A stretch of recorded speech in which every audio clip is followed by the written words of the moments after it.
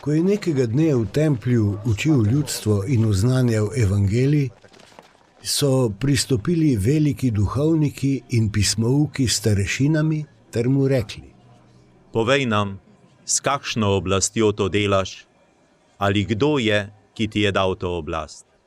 Odgovoril jim je: Tudi jaz vas bom nekaj vprašal. Povejte mi, ali je bil Janezov krst iz nebes ali od ljudi? Razpravljali so med seboj. Če rečemo iz nebes, bo rekel, zakaj mu niste verjeli. Če pa rečemo od ljudi, nas bo vse ljudstvo kamnalo, kajti prepričano je, da je Janez prerok. Zato so odgovorili, da ne vedo od kod. In Jezus jim je rekel: Tudi jaz vam ne povem, s kakšno oblastjo to delam. Ljudstvu pa je začel pripovedovati tole priliko. Neki človek je zasadil vinograd, ga dal v najem viničarjem in za dalj časa odpotoval. V primernem času je poslal k viničarjem služabnika, da bi mu dali od pridelka vinograda. Viničarji pa so ga pretepli in odslovili praznih rok. Nato je poslal drugega služabnika. Oni pa so tudi tega pretepli in ozmerjali ter ga odslovili praznih rok. Poslal je še tretjega, pa so tudi tega ranili in vrgli ven. Tedaj je gospodar vinograda dejal: Kaj naj storim? Svojega ljubljenega sina bom poslal, morda bodo njega spoštovali.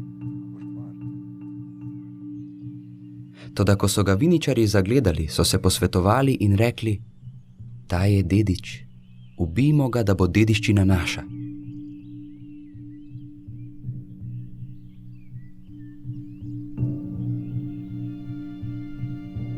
In vrgli so ga iz vinograda in ubili. Kaj bo torej storil z njimi gospodar vinograda? Prišel bo in te viničarje pokončal, vinograd pa dal drugim. Ko so oni to slišali, so rekli: Bog ne daj.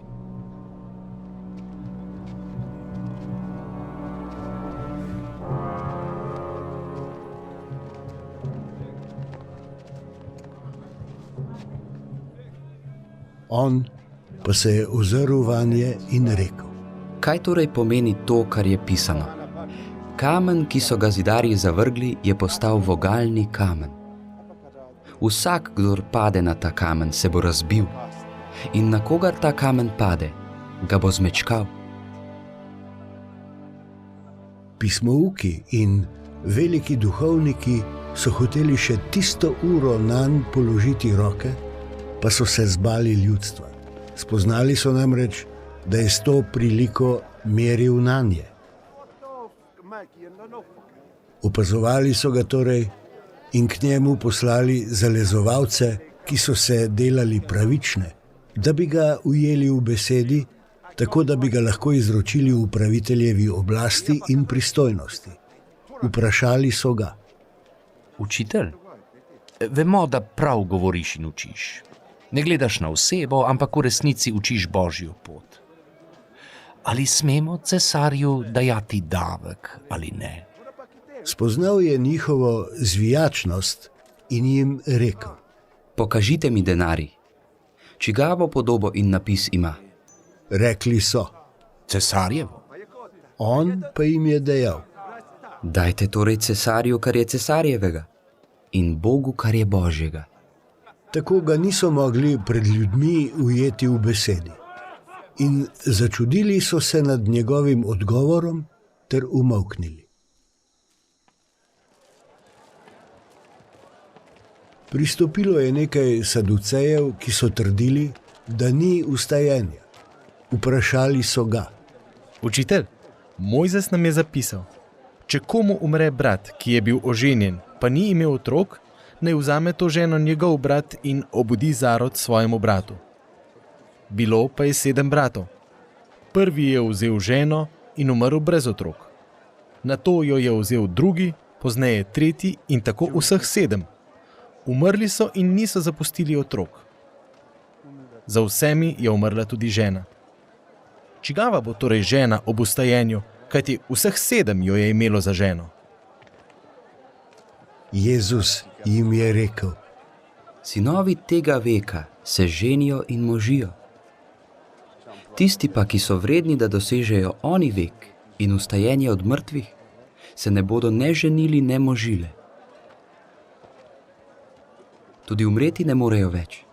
Enaki so namreč angelom in so Božji sinovi, saj so sinovi ustajenja. Da pa so mrtvi obujeni, je pokazal tudi Mojzes v pripovedi o grmu, ko je imenoval Gospoda Bog Abrahamov, Bog Izakov in Bog Jakobov.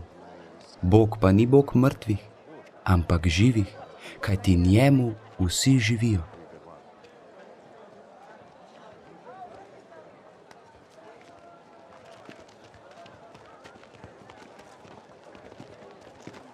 Nekaj pismoukov je tedaj odgovorilo Učitelj, dobro si povedal. in niso si ga drznili še kaj vprašati. On pa jim je rekel: Kako govorijo, da je Mesija Davidov sin?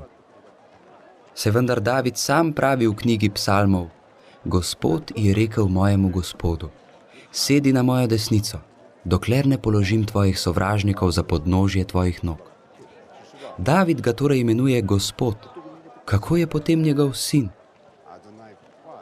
Predvsem ljudstvom, ki ga je poslušalo, je rekel svojim učencem: Varujte se pismoukov, ki si želijo hoditi okrog v dolgih oblačilih in imajo radi pozdrave na trgih, prve sedeže v shodnicah in častna mesta na gostijah, ki vdovam požirajo hiše in na videz opravljajo dolge molitve. Ti bodo strože obsojeni.